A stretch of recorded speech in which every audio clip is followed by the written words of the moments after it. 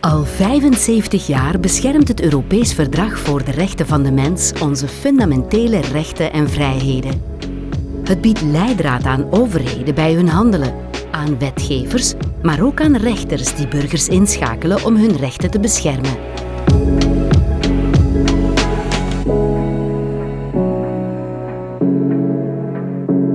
La convention dont nous fêtons les 75 ans, son nom intégral, c'est la Convention européenne de sauvegarde des droits de l'homme et des libertés fondamentales. Ce mot sauvegarde est vraiment très important. Les auteurs de la Convention avaient à l'esprit l'idée d'une fragilité des droits qu'ils venaient de consacrer, des droits qu'ils venaient de penser. Ils avaient vécu 2 guerres mondiales, la première et la seconde, et ils savaient qu'à l'avenir, il y aurait encore des crises. On ne pouvait pas imaginer nécessairement lesquelles, mais ils savaient qu'il fallait un système solide, un système capable de conserver ces droits effectif. Ils ont ainsi créé la Cour européenne des droits de l'homme qui, dans son travail quotidien, fait cet équilibre entre les droits individuels, ceux des personnes, le droit de s'exprimer, le droit d'aller et venir, le droit d'avoir des convictions religieuses, celles de son choix, et de l'autre côté, les intérêts plus généraux, ceux de la société en général, la sécurité, la santé publique par exemple. Faire ce compromis, c'est difficile, ça suppose de faire des raisonnements complexes et d'arriver à des compromis, à une proportionnalité. Het Europees Hof voor de Rechten van de Mens is gevestigd in Straatsburg. Het beschermt de grondrechten van honderden miljoenen Europeanen die in een van de 46 lidstaten van de Raad van Europa wonen. Toute personne, toute ONG, toute société peut introduire un recours à la Cour européenne des droits de l'homme si elle estime qu'un droit fondamental a été violé. Pour cela, elle doit d'abord épuiser toutes les voies de recours qui sont disponibles au niveau national et veiller à introduire son recours dans les 4 mois qui suivent la dernière décision au niveau national. Les jugements de la Cour sont obligatoires. Ce point est vraiment essentiel. Pourquoi ils sont obligatoires? Parce que les États garantissent ces droits tels qu'ils sont énumérés dans la Convention. Donc, ils doivent les mettre en œuvre. C'est le comité des ministres du Conseil de l'Europe qui va voir si les États, effectivement, mettent en œuvre ce qui a été jugé.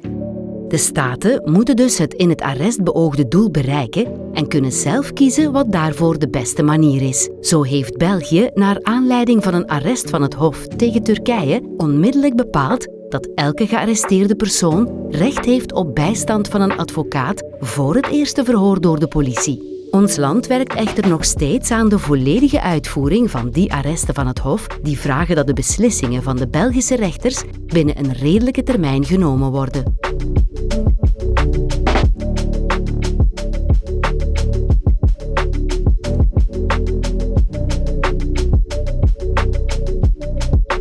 Notre équipe assiste l'État belge devant la Cour européenne pour toutes les affaires qui sont portées contre la Belgique. Concrètement, ça veut dire que nous analysons l'affaire quand elle nous est communiquée par la Cour et que nous arrivons tout de suite à la phase préalable qui est de se demander si on peut régler l'affaire à l'amiable. Ça peut être intéressant pour le plaignant, comme pour nous, comme pour la Cour, parce qu'on arrive directement à discuter de la réparation qu'on va offrir en admettant que la situation était perfectible ou en constatant qu'elle a déjà évolué dans le bon sens. Si, par contre, le plaignant ou nous souhaitons que la Cour tranche, eh bien, nous échangeons des arguments par écrit. Parfois, la Cour invite les parties devant elle à une audience pour pouvoir poser des questions et avoir des réponses directes. Donc, quand la Cour tranche, ce n'est pas la fin de l'histoire. Notre service continue à assister l'État belge dans l'exécution de l'arrêt